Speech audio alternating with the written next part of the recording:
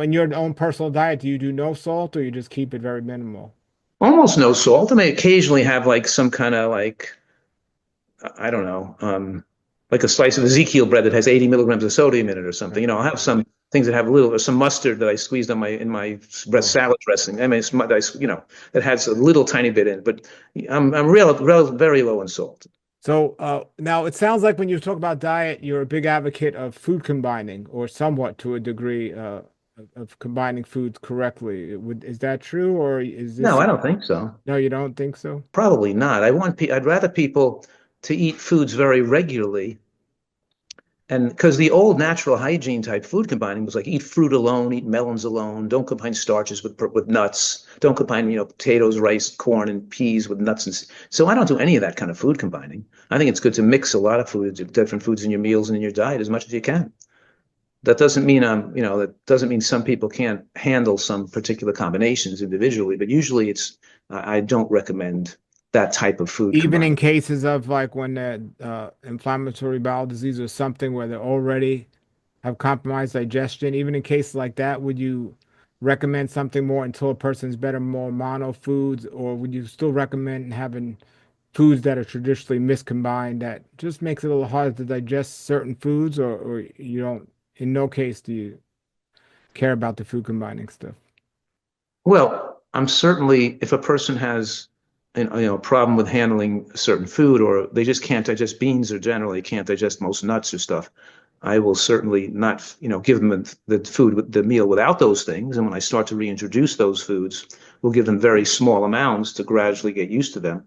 But what I'm saying is it's not combining the food as much. If they can't digest beans, then I'm going to start giving them like a teaspoon of bean with each meal, not a quarter cup of bean with dinner or a quarter cup of bean by itself, but a teaspoon with their salad.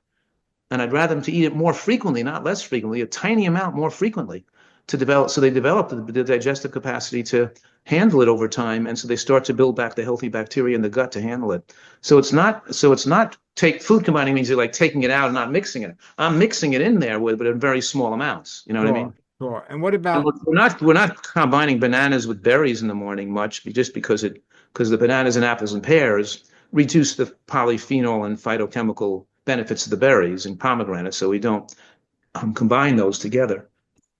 But sure. other than that, And what um, about what nuts and seeds? Like, are you an advocate of soaking them first or not necessarily?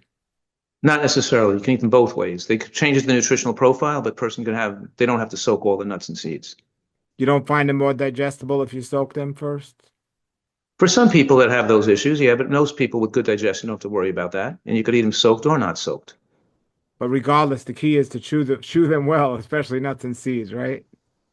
And especially beans and especially salads and especially cruciferous vegetables like raw broccoli or raw collard greens or raw bok choy. You got it when you're only going to get the full benefit of the isothiocyanates of the anti-cancer effect and the nitric oxide production when you break open the cells.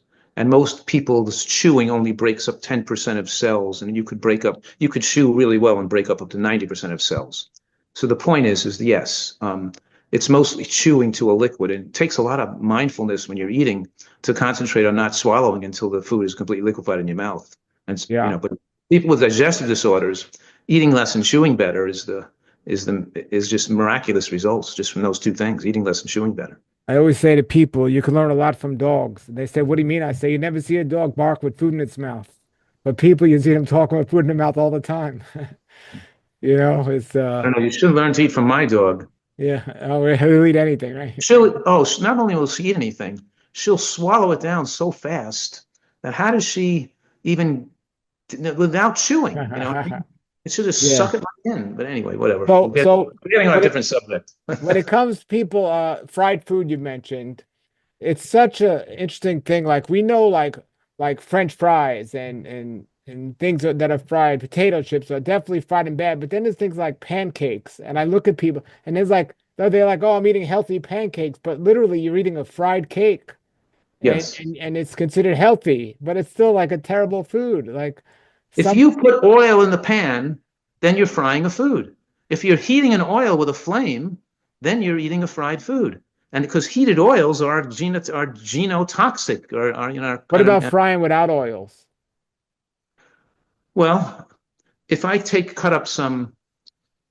up some onion and throw it in a pan dry, I can cook it till it's glistening and use the fried onion in my meal because the moisture in the mushroom or the onion will make it so it's not going to damage it. But if I keep it in the pan too long till it browns or darkens, then I've formed, caramelization, crystallization, acrylamides, and making it's no longer healthy.